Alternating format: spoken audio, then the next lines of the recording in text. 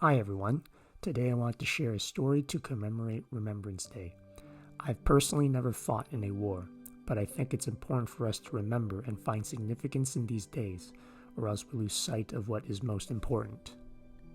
I first heard this story about my grandpa when my uncle, his son, was giving the eulogy at his funeral. My grandpa was always a soft-spoken person, so it made sense that he never shared this with many people. He never wanted the spotlight to be on him.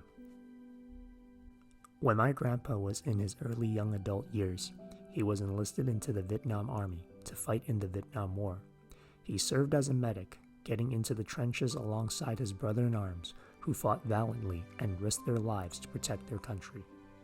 One day, after the fighting had temporarily ceased, my grandpa noticed a soldier lying unconscious on the battlefield. He moved closer to the unresponsive man and then rolled him over to assess the situation. He noticed that the man needed immediate treatment, but there was only one problem. The man was an enemy.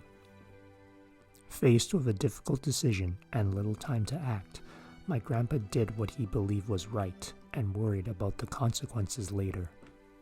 When Grandpa shared this story with his son, he asked in confusion, "Dad, why would you save this man?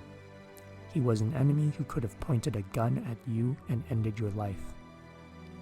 My grandpa replied, "Son, outside of the battlefield, that enemy was a human just like myself. He probably has a family that loves him very much, and they want nothing more than to see him return." I don't know what became of that man beyond that story, but I do know one thing. My grandpa impacted everyone in his family because of his character and his choice. This is what Remembrance Day means to me.